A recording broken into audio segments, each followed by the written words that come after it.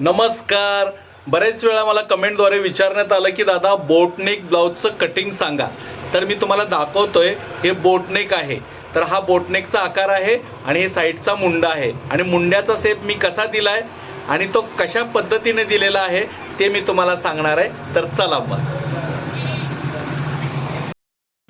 तर आपण हे बोटनेकचं कटिंग बघतोय. तर हे पूर्ण उंची आहे.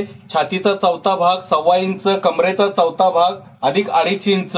आता शोल्डर तुम्हाला मी बऱ्याच वेळा सांगतो की आपण ज्यावेळेस अंगावर पूर्ण शोल्डर घेतो त्याच्यातला निम्मा भाग घ्यायचा आहे.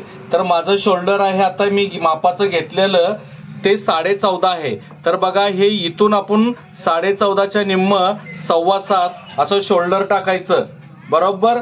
त्यानंतरनं इथून गळ्याची रुंदी आपण 4.5 इंच टाकायचं बरोबर. 4.5 इंच टाकलं, मग त्यानंतरनं जेवढा भाग राहतो तो बरोबर शोल्डर असणार आहे.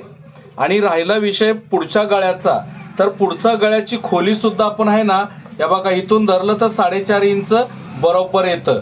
तर हे 4.5 इंच बोटनेकच्या आकाराने आपण आहे ना खोली कापायची गळ्याची पुढची, आणि रुंदी मात्र 4.5 इंच. आणि मुंडा मात्र आपण ज्यावेळेस माप आपलं जे रेग्युलर ब्लाऊजचं असतं त्याच्यापेक्षा आपण एक अर्धा इंच जास्त मुंडा कापायचं. तर 5.5 मी कापत असतो मुंडा, तर ह्याला 6 इंच मी कापावं लागलं. तर हे माप आहे 36 साईजचं आहे. तर तुम्हाला सांगतो, त्यानंतर हे फ्रंट ठेवला आपण, हा बॅक साईड आहे, हा फ्रंट ठेवला बरोबर. फ्रंट ठेवल्यानंतर त्याचीही गळ्याची खोली तेवढीच पाहिजे पुढची. त्यानंतर ना हा फ्रंटचा भाग एका बाजूचा झाला आणि हा दुसरा साईड पीस झाला. हे प्रिन्सेस कट आहे, साईड पीस झाला. तर त्याचा मुंड्याचा खोली मात्र आहे ना, आपण हे बघा इथं 1.25 इंचाच्या हिशोबाने आत गेलं पाहिजे. हे हे नेहमी आपण अर्धा इंच घेतो, तर त्याऐवजी 1.25 इंच घ्यायचं, जेणे की पुढे फुगा येणार नाही. कारण ही शोल्डरची रुंदी साईडला गेलेली असती, त्यामुळे आहे ना पुढच्या भागाला आहे ना फुगा येतो असतो, का तर आपण मुंड्याच्या आकारात कमी खड्डा काढल्यावर. तर याला जास्त जरा खड्डा काढायचा, जेणे की बघा पाठीमागच्या भागातून पुढच्या भागाला बाही बसली की ती व्यवस्थित होतं. मग तुम्हाला दाखवतो मी. ही बाही अशी लावून बघायचं. जर बाही बसत असेल, बघा आता ही मी अशी लावून बघत असतो, दरवेळेस म्हणतोय की बाही लावून बघायची, तर ही बसतीये. बसलं की ती मुंडा बरोबर असतो. जर आपण बाही लावताना अशी बाही लावता लावता जर आपली बाही पूर्ण बसत नसेल, तर आहे ना थोडासा मुंडा खाली उतरवायचा.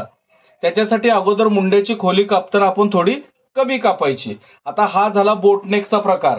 पण बोटनेक मध्ये सुद्धा आहे ना आपल्याला पाठीमाग गळा केला जातो. तर हा पाठीमागे मला गळ्याचा आकार असा करायचा आहे, जेणे की इथं नॉट लावायची किंवा बटन लावायचं. मग त्यानंतर ना आपण आहे ना छातीचा चौथा भाग 1.25 इंच घेतलेला असतं. पण ज्यावेळेस पाठीमागचा गळा कापतो त्यावेळेस आहे ना इथं गळा कट केल्यावर नंतर ना तुम्हाला दाखवावं लागेल की इथून असं टेप धरायचा अगोदर आणि इथं मोजायचं असं क्रॉसमध्ये. हे असं मोजलं ना तर ह्याचं मार्जिन कळतं. विनाकारण जास्त मार्जिन आलेलं असतं ते आपण इथून कट करून टाकतो. आता हे मला 36 साईजचं आहे, तर 9 चौक 36 आणि 1.25 इंच मार्जिन, असं 10.25 इंच इथपर्यंत हे पोहोचलेलं आहे. मग तेव्हा बाही पण बरोबर बसती आणि मार्जिन पण एकसारखं येतं.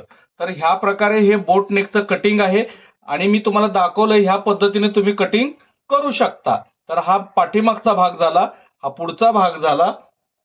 व्यवस्थित याच्यावर ठेवून बघायचं आणि त्यानंतरनं ही बाही झाली. तर ह्या पद्धतीचं हे कटिंग आहे. करा प्रयत्न, नक्की होईल.